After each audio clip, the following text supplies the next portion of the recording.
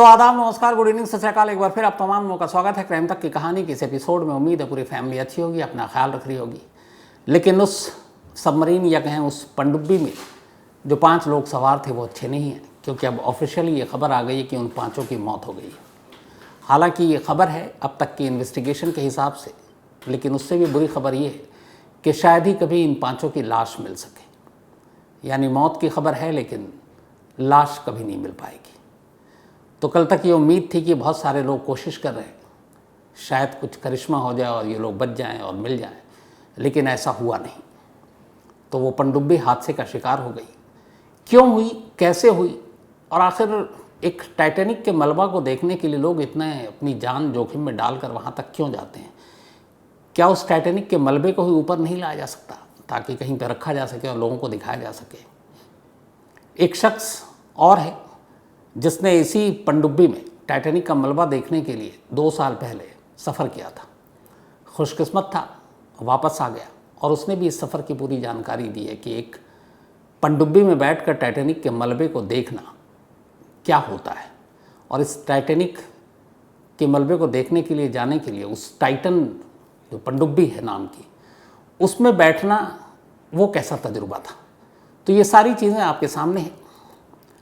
सबसे पहले यही कि चूँकि ये 5 लोग जो गए थे टाइटैनिक के मलबा को देखने के लिए गए थे, तो सवाल ये कि टाइटैनिक का मलबा समंदर के नीचे पड़ा है, साइंस ने इतनी तरक्की कर ली है, तो इस मलबे को ऊपर क्यों नहीं लाया जा सकता? तो ऐसा नहीं है, इसकी काफ़ी कोशिश हुई बरसों से, लेकिन आज भी शायद टेक्नोलॉजी ने उतनी तरक्की नहीं की है कि इस मलबे को टाइटैनिक के ऊपर लाया जा सके। करीब 46,000 टन, 46,000 टन इसका वज़न है इस टाइटैनिक के मलबे का। और कहते हैं कि अगर इसके 2 टुकड़े न हुए होते तो शायद कुछ कोशिश कामयाब होती और टाइटैनिक का मलबा, जो कि समंदर के अंदर करीब, आप उससे अंदाज़ा लगाइए कि एक समंदर की सतह है और उसके नीचे 4 किलोमीटर की गहराई में टाइटैनिक का मलबा पड़ा है, जिसकी तस्वीरें आपने देखी होंगी। तो समंदर में 4 किलोमीटर नीचे जाना, 46,000 टन के टाइटैनिक के उस मलबे को ऊपर लाना, ये लगभग असंभव है। उसकी वजह यह है कि पानी के इतनी गहराई में एक तो जो फोर्स होता है वो बहुत ज़्यादा होता है। जो एक्सपर्ट्स हैं उनका कहना है कि ये जो पनडुब्बी जिसमें 5 लोग थे, इसके हादसे की शायद वजह यह है कि इसके ऊपर पानी का इतना दबाव पड़ा, और उस दबाव का अंदाज़ा ऐसे लगाइए कि एफिल टावर पेरिस में, उस एफिल टावर का जितना वज़न होगा उतना वज़न का दबाव पड़ा होगा इस पनडुब्बी पर। तो 4 किलोमीटर की गहराई में पड़े टाइटैनिक के मलबे को ऊपर लाने के लिए बहुत ही ज़्यादा पावरफुल सबमरीन्स चाहिए, मैग्नेट सिस्टम वैसा चाहिए। लेकिन उन सारी चीज़ों के बावजूद चूँकि टुकड़े 2 हैं, तो उसको लाना जोखिम भरा काम है। जो लोग लेने के लिए जाएंगे उनकी जान को ख़तरा है, और यही वजह है कि बरसों से ये कोशिश जारी रही कि किसी तरीके से पावरफुल सबमरीन बनाई जाए और जो इतनी बड़े विशालकाय टाइटैनिक जैसे जहाज़ के मलबे को ऊपर ला सके। लेकिन अभी तक तो ये हुआ नहीं है।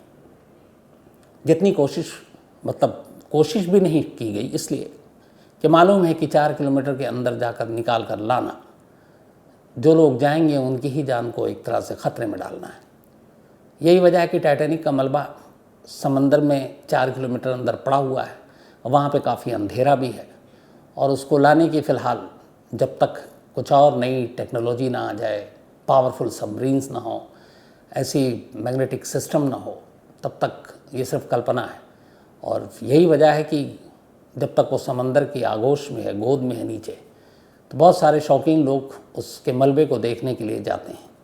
तो समंदर के 4 किलोमीटर की गहराई में जाकर टाइटैनिक के मलबा को देखना कितना बड़ा रिस्की काम और जोखिम भरा है। पानी का दबाव और बाकी सारी चीज़ें, जैसा खुद इस सफ़र पर निकल चुके एलन ने बताया। पर ऐसा नहीं है कि ये सिर्फ समंदर के अंदर भी इस तरह के, या अंदर ही ऐसे ख़तरे, या फिर लोग ऐसे ख़तरे नहीं मोल लेते हैं। हम लोगों को कई बार बहुत आसान लगता है अंतरिक्ष पर, चाँद पर, वहाँ पर जो लोग जाते हैं तो वहाँ भी ख़तरा बना रहता है। ऐसा नहीं है। और कोको FM ऐप के ऑडियो बुक पर ऐसी ही आप कल्पना की उड़ान भी सुन सकते हैं। कल्पना चावला। तो कल्पना चावला अंतरिक्ष में गई थी और वापसी में क्या कुछ हुआ, और ये ज़मीन से अंतरिक्ष के बीच का सफ़र ख़तरनाक क्यों होता है।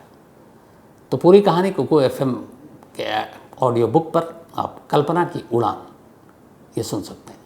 तो कुकू FM देश का बेस्ट ऑडियो शो प्लेटफॉर्म है।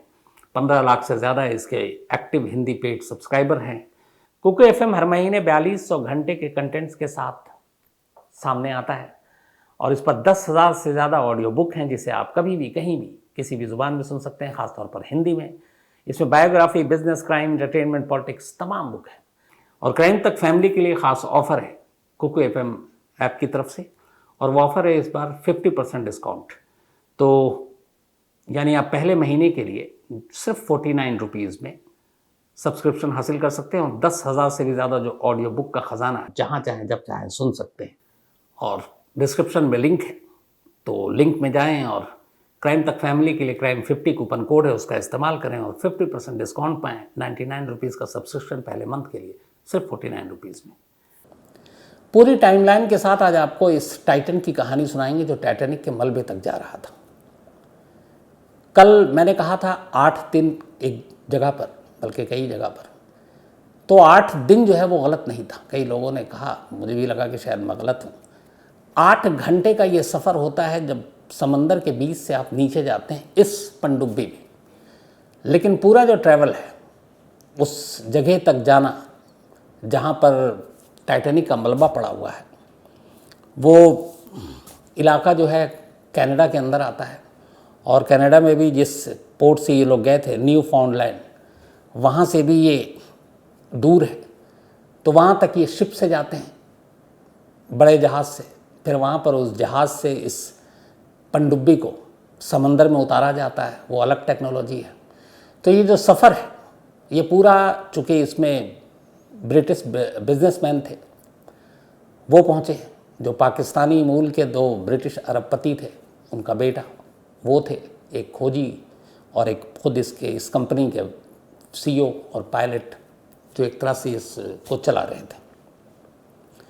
इस सफ़र की शुरुआत हुई थी 16 जून को, 16 जून को ये तमाम लोग कनाडा पहुँचे और कनाडा में न्यू फाउंडलैंड पहुँचे। न्यू फाउंडलैंड से ही अब इन्हें आगे का सफ़र तय करना था, और ये आगे का सफ़र इनको सबसे पहले समंदर के आम जहाज़ के रास्ते तय करना था। तो 16 जून को इन लोगों ने अपना सफ़र तय किया। करीब कहते हैं 700 किलोमीटर दूर जिस जगह पर टाइटैनिक का मलबा पड़ा हुआ है, उस मलबे के ऊपर तक ये लोग पहुँचे। इसके बाद 18 जून आया, 2 दिन निकल गए इसमें। अब 18 जून सुबह अगर इंडियन टाइम के हिसाब से बात करें तो करीब 5:30 बजे शाम की इंडियन टाइम, और अगर हम GMT की बात करें तो सुबह 9 बजे।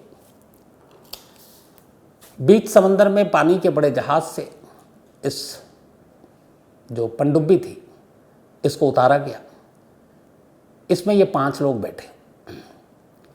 अब ये पनडुब्बी इस तरीके का है कि एक बार आप उसके अंदर दाखिल हो गए, आपने तस्वीर देखी होगी कैप्सूल जैसी बिल्कुल, तो अंदर से खुलने का कोई इसमें सिस्टम नहीं है।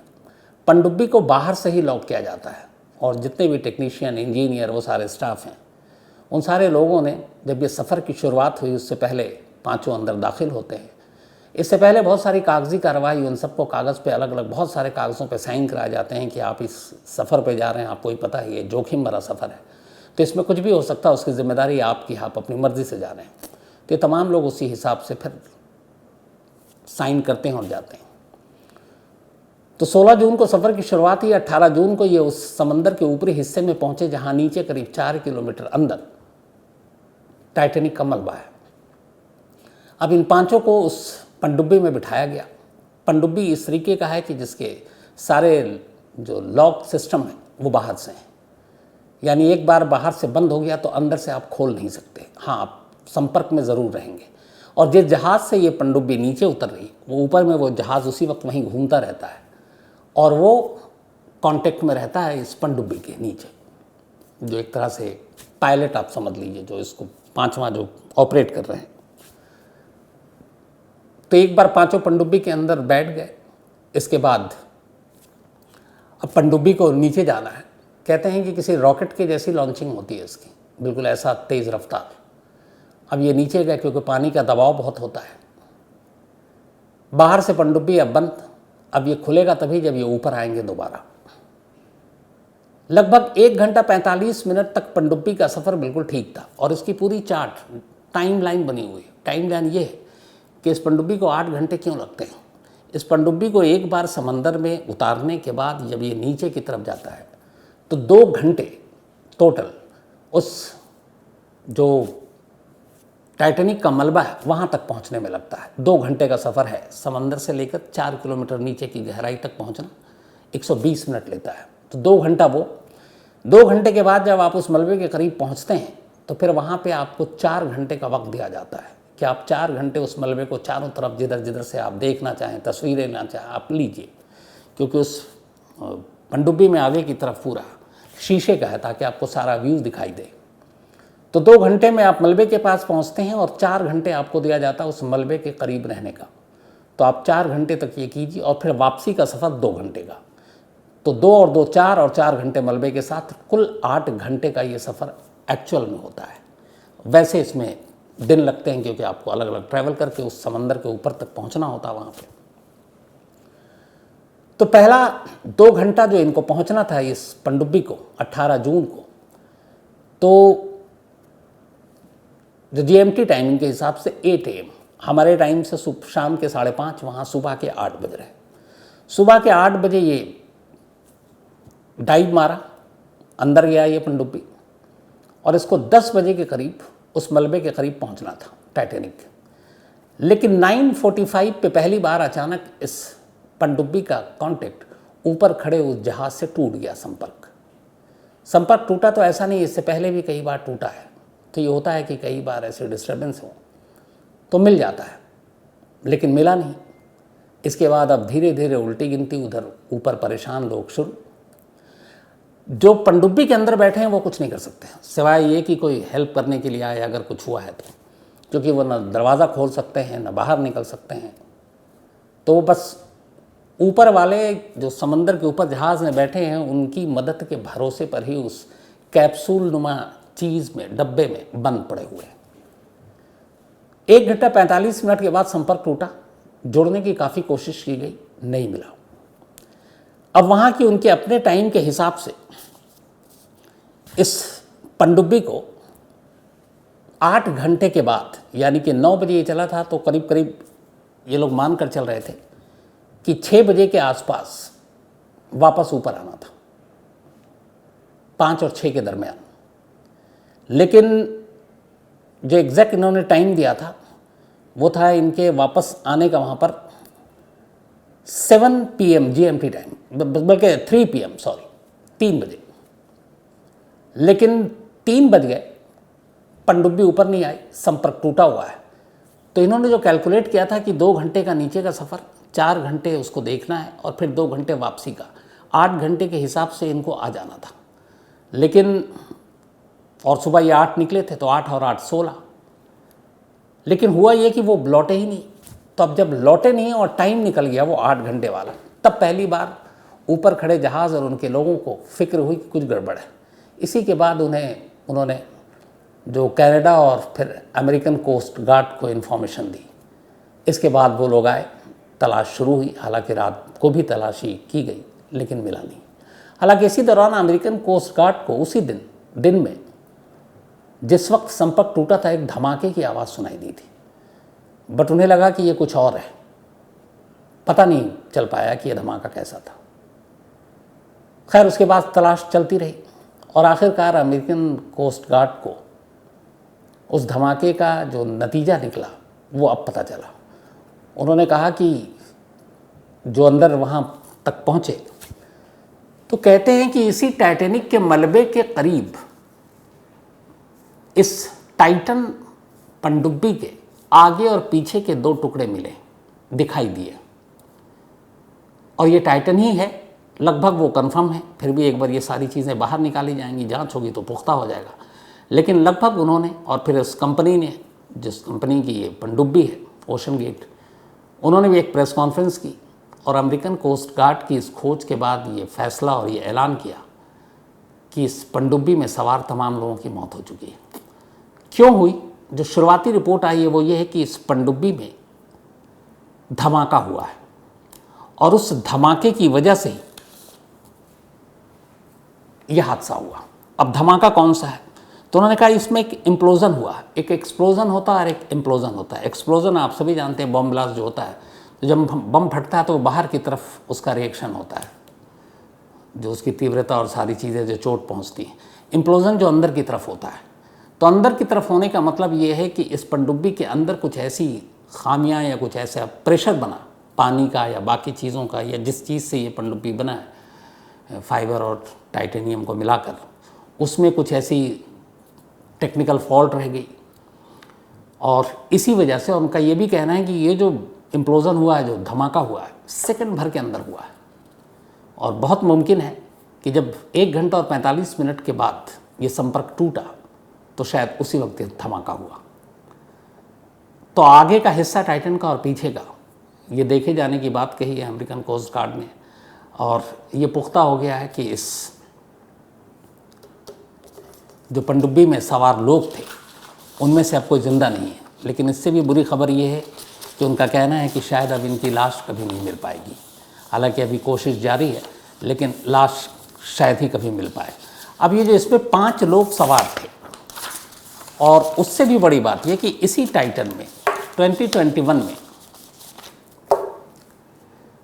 एक यूट्यूबर है, उन्होंने भी एलन एस्त्रादा ने भी इसका टाइटैनिक का मलबा देखने का फैसला किया था।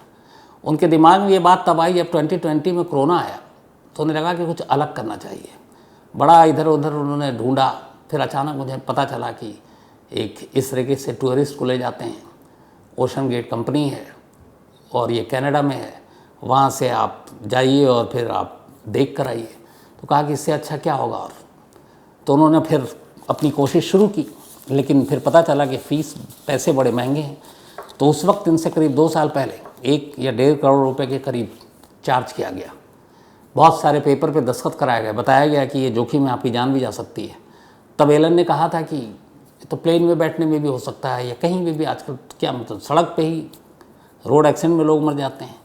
तो अब ये नॉर्मल चीज़ें हो गई हैं, तो इसलिए इन चीज़ों का कोई मतलब नहीं। उन्होंने सारी जगह साइन कर दिए, और फिर जुलाई 2021 में सारी कागजी कार्रवाई, इसके बाद इन्होंने स्पॉन्सर किया था कई लोगों ने इनके इस सफ़र के लिए। तो ये उस जगह पहुँचे कनाडा, और वहीं से अपने सफ़र की शुरुआत की जहाँ से इन 5 ने की थी 18 बल्कि 16 जून को। जुलाई 2021 में एलन पहली बार टाइटन में बैठे, लेकिन वो कामयाब नहीं रहा, नाकाम हो गया। उसकी वजह ये थी कि उसमें कुछ टेक्निकल फॉल्ट आ गया था, और उनके साथ तब उसमें 3 और लोग सवार थे। और स्टॉकन रश जो कि इस पनडुब्बी जो कंपनी है ओशन गेट, उसके प्रेसिडेंट थे, और उसके मतलब सब कुछ सर्वे सर्वा भी थे।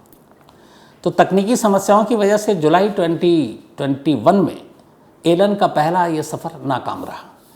इसके बाद कुछ वक्त बीता, और फिर उनका दूसरा सफ़र, जो कि सारी तैयारी तो हो चुकी थी, तो कुछ बाकी अलग इनके साथ पैसेंजर जुड़े, और फिर ये उसी जगह से उसी तरीके से जैसे ये 5 लोग गए थे 2021 में अब एलन ने सफ़र किया और इस टाइटन में बैठे।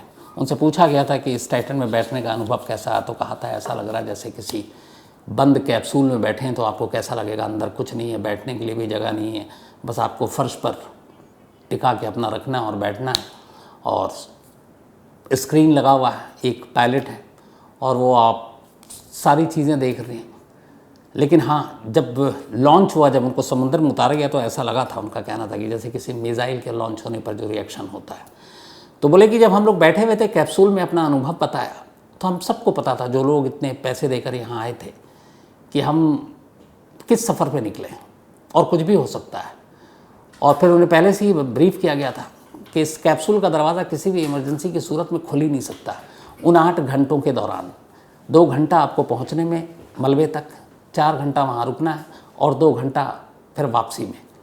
हाँ, अगर इस बीच में किसी को कोई प्रॉब्लम आ जाए, तबीयत ख़राब हो या कुछ हो, तो वो सिग्नल दे सकता है, तो वो वापस आ सकता है। लेकिन आप में से कोई भी किसी भी सूरत में कोई दरवाज़ा नहीं खुल सकता, ये ऊपर आने के बाद ही समंदर के जब आप सतह पर आएंगे, नीचे तलहटी पर बिल्कुल नहीं। तो सारी चीज़ें थी, तो ऐसा लगता था कि एक मौत के बंद बक्से में बैठे हैं और चले जा रहे हैं। लेकिन एलन ने कहा कि जब पहली बार 2 घंटे के सफ़र के बाद टाइटैनिक का विशालकाय मलबा उनकी नज़रों के सामने था, तो लगा कि ये है ज़िंदगी। ऐसा नज़ारा उन्होंने कहा कि अपनी ज़िंदगी में कभी नहीं देखा था। बेहद खूबसूरत उस वक्त भी टाइटैनिक लग रहा था। और ये पूरा सफ़र करने के बाद जब वो लौटे तो उन्होंने कहा कि उससे पहले डर तो था, सब कुछ था, लेकिन ये उनकी ज़िंदगी का सबसे यादगार सफ़र बन गया। तो उन्होंने अपना ये अनुभव बताया। लेकिन अफसोस की बात है कि जो एलन के साथ हुआ वो बाकी 5 लोगों के साथ नहीं हुआ। ये जो 5 लोग जिनकी मौत हुई है, इनमें से एक ब्रिटिश इंडस्ट्रियलिस्ट हाशिम हार्डिंग, ये 58 ईयर्स इनकी उम्र है। ये एक प्राइवेट जेट बेचने वाली कंपनी एक्शन एविएशन के चीफ हैं और इनकी अपनी लग्जरी टूरिस्ट कंपनी भी है और मतलब बड़े नामी गिरामी शख्स हैं ये। इसके अलावा दूसरे जो इसमें सवार थे, शहज़ादा दाऊद, पाकिस्तानी नागरिक लेकिन ब्रिटिश मूल के बिजनेसमैन, और उनका 19 साल का बेटा सुलेमान। 48 साल उम्र थी शहज़ादा दाऊद की, और इनकी जो केमिकल एक टू एनर्जी कंपनी है एंग्रो कॉरपोरेशन, उसके वाइस प्रेसिडेंट। चौथा नाम, और उनका बेटा जो 19 साल का वो भी स्टूडेंट। चौथा नाम था स्टॉकन रश का। स्टॉकन रश ये जो ओशन गेट कंपनी है इसके फाउंडर भी रहे और इसके सीईओ भी। और इनके नाम 19 ईयर्स की एज में ही लाइसेंस जेट और उसके लाइसेंस का एक रिकॉर्ड भी है। और ये इसी जो मेन थे स्टॉकन रश, यही इस पनडुब्बी के एक तरह से पायलट भी थे जो उसके चला रहे थे। इसके अलावा 5वें शख्स थे जो फ्रांसीसी खोजी पॉल ऑनरी नार्जियोले।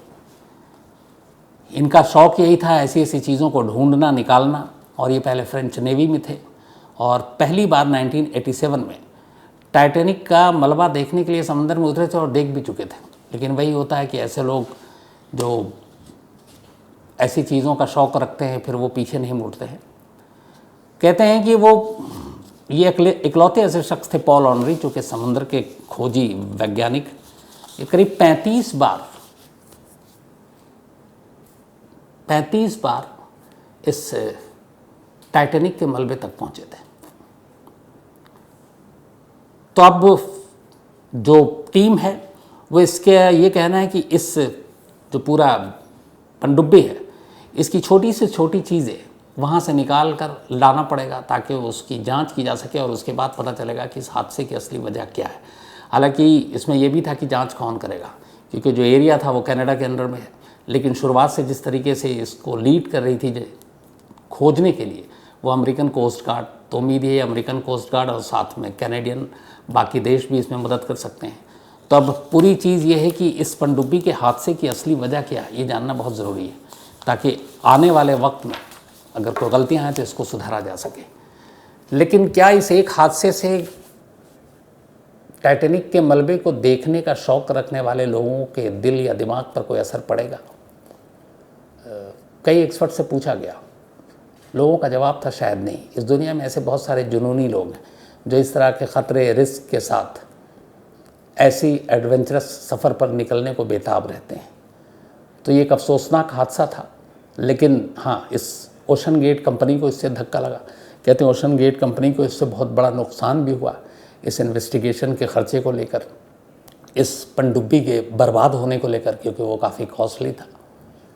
तो इससे उस कंपनी को काफ़ी नुकसान हुआ है। लेकिन ऐसी कई और कंपनियां हैं जो इस तरह के टूर प्लान करती हैं उस टाइटैनिक के मलबे को दिखाने के लिए लोगों को। जैसा मैंने शुरुआत में कहा था कि अगर काश टाइटैनिक का मलबा ऊपर होता, कहीं रखा होता, तो दुनिया के शायद लाखों लोग उसको देख पाते। लेकिन जिस जगह पे समंदर के अंदर 4 किलोमीटर के दायरे में अंधेरे में ये टाइटैनिक का मलबा 2 टुकड़ों में पड़ा है और जितना विशालकाय है, शायद उम्मीद कम है हाल फिलहाल में, लेकिन किसी चीज़ के लिए इनकार नहीं किया जा सकता। आने वाले वक्त में शायद ऐसी तरक्की हो साइंस की कि इस वज़नी टाइटैनिक के मलबे को भी ऊपर लाया जा सके। तो फिलहाल इतना ही, लेकिन कहानी ख़त्म करूँ आज की उससे पहले वही अपना सिलसिला। आज दीप्ति बराल, इनका बर्थडे है, तो हैप्पी बर्थडे दीप्ति। और ये रंजीत सिंह ने भेजा है। इसके अलावा सुप्रिया पाठक, इनका भी आज जन्मदिन है, तो हैप्पी बर्थडे सुप्रिया। और ये तरुण पाठक ने भेजा, उनके सिस्टर हैं। आदिति, इनका भी आज जन्मदिन है, तो हैप्पी बर्थडे आदिति। और वंदना वर्मा ने भेजा है। साथ ही वैशाख के, इनका भी आज बर्थडे है, तो हैप्पी बर्थडे वैशाख। रोहित का भी जन्मदिन है, तो हैप्पी बर्थडे रोहित। और ये कोड स्मिथ ने भेजा है। वर्षा, इनका भी आज जन्मदिन है, तो हैप्पी बर्थडे वर्षा। और शुभम ने भेजा, उनके सिस्टर हैं। आकाश केशरी, इनका भी जन्मदिन है, तो हैप्पी बर्थडे आकाश। और सिक्कू यादव ने भेजा है। इसके अलावा लाडो, इनका भी आज जन्मदिन है, तो हैप्पी बर्थडे लाडो। और ये सुधांशु कुमार ने भेजा है। तो कहानी में इतना ही, लेकिन एक बार फिर आपको याद दिला दूं कि कुकू FM ऐप पर क्राइम तक फैमिली मेंबर्स के लिए खास ऑफर है। क्राइम 50 कूपन है, डिस्क्रिप्शन में लिंक है, यहाँ आप जाएं और 99 रुपीज़ का सब्सक्रिप्शन 49 रुपीज़ में पहले मंथ के लिए पाएं और कुकू FM के मज़े लें। तो कहानी में आज इतना ही। अब आपसे मुलाकात होगी कल रात 9 बजे किसी नई कहानी के साथ। तब तक अपना ख्याल रखिएगा। Thank you very much.